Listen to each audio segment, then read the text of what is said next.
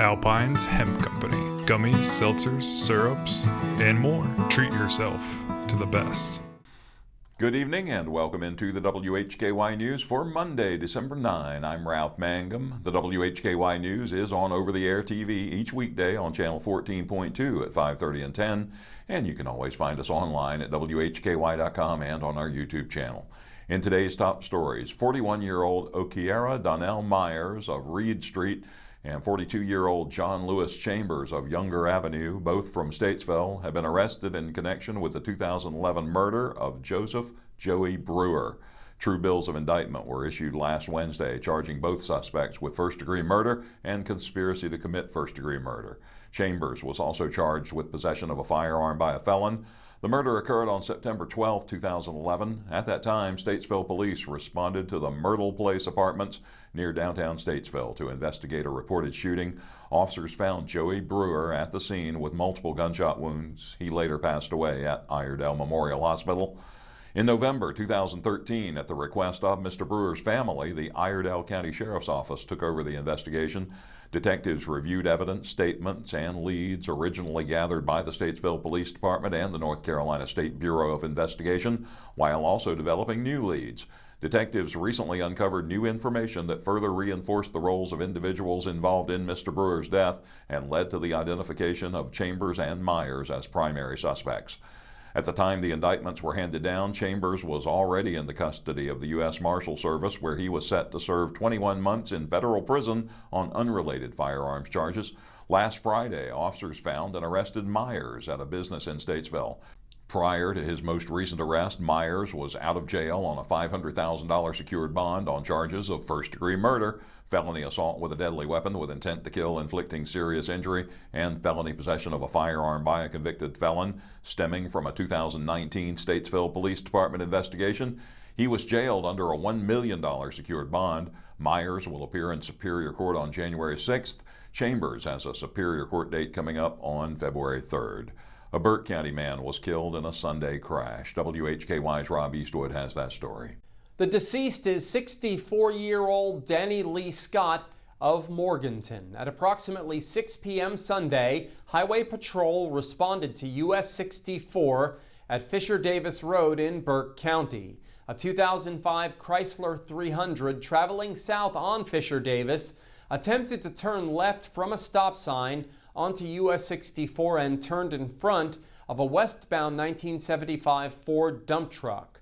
The driver of the Chrysler, Danny Lee Scott, passed away as a result of his injuries at the scene.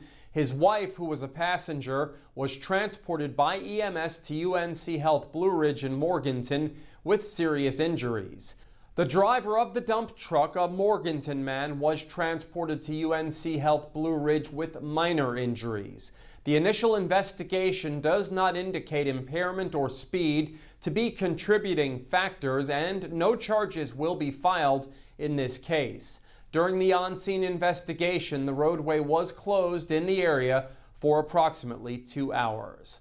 Reporting for WHKY News, I'm Rob Eastwood. Thanks, Rob, and our condolences to Mr. Scott's family and loved ones. WHKY's Arianna Mack has a scam warning from the N.C.D.O.J.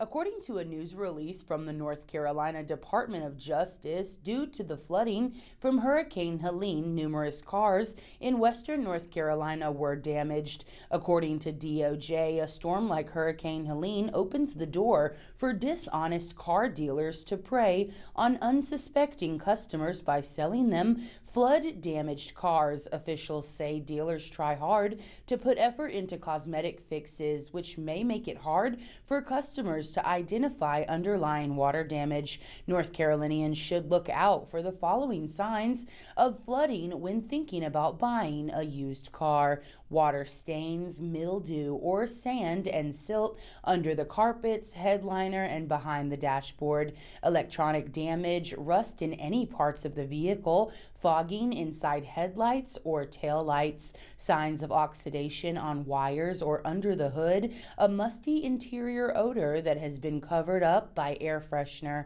dampness in the seats and carpets, new items in the car that don't match the original design.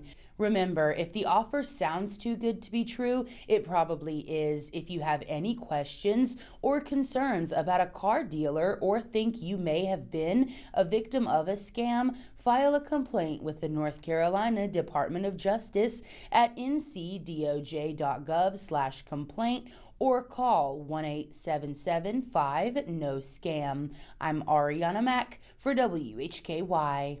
Thank you, Arianna. One quick note, Alexander Central High School's Cougar Stadium will be closed to the public for the next 2 months as the track is resurfaced.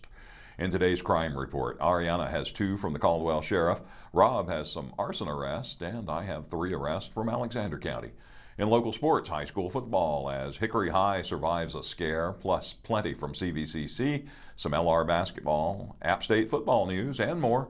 In Community Focus, we'll learn about Operation Battle Horse, and Rob has news regarding pump stations in Caldwell County. Cloudy and damp today with a high around 50 or so. We'll be in the upper 50s or low 60s for the next 2 days with better than a 90% chance of rain both days. The rain will go away, but cooler weather will return later in the week. We could see more rain again over the weekend. The latest forecast is always there for you at WHKY.com. I'm Ralph Mangum. You're watching the WHKY News.